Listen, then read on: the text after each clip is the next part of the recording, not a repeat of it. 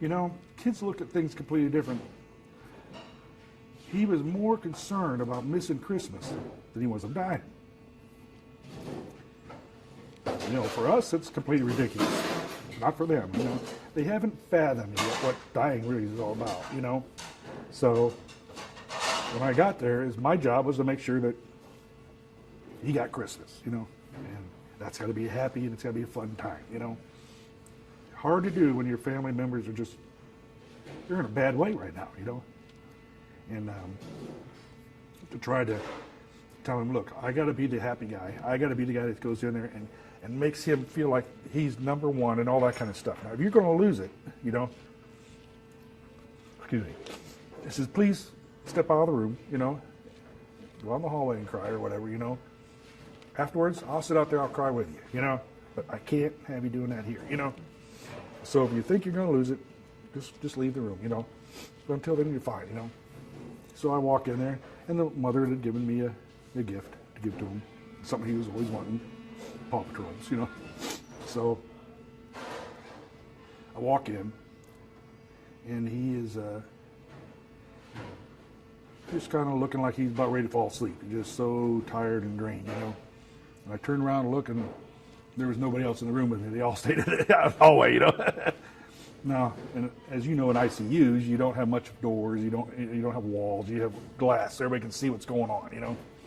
So I could still see him out there, and that was bothering me. So I kind of went up to the table or on the bed with him and sat down with my back towards the windows, you know.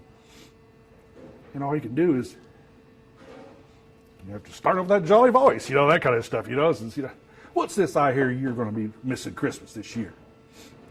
Yeah, they tell me I'm dying. Really? Well, you're not going to miss Christmas. Y'all's already had your present already made. We knew you wanted this for a long period, for a long time. And he's like, really? Yeah, sure. And I got it right here for you. And brought it up to him, and he could barely unwrap it, you know. So I helped him. And he saw the Paw Patrols, and that put a grin on his face, you know, and he kind of laid back in the pillow. And he just kind of looked at me and says, no. He says, they tell me I'm dying. He says, you know, he just kind of looked like he had that look on his face, like he wasn't really grasping it, you know. And I'm like, can you do me a favor? And he goes, sure. But he was just like that, you know, sure, you know, that kind of thing. He says, you get up those pearly gates, you just tell them you're Santa's #1 elf. You're like, I am?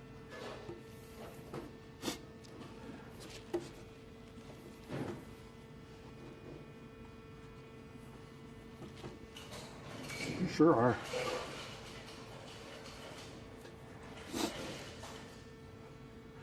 They'll let you in. I'm sure they'll let you right in. He goes, they will? I said, I know it. He just came up and gave me a big hug. I had a hold of me. He just kind of looked up at me and he says, Santa, can you help me?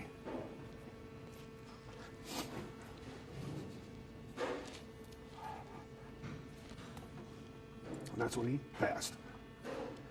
I just felt him go limp. I didn't know if he passed out or me. And I looked at him. And he was all sucked in. And I kind of looked back to the window. And that's when the mother started yelling and screaming. No, no, not yet. So they came running in. I handed their son. I took off running.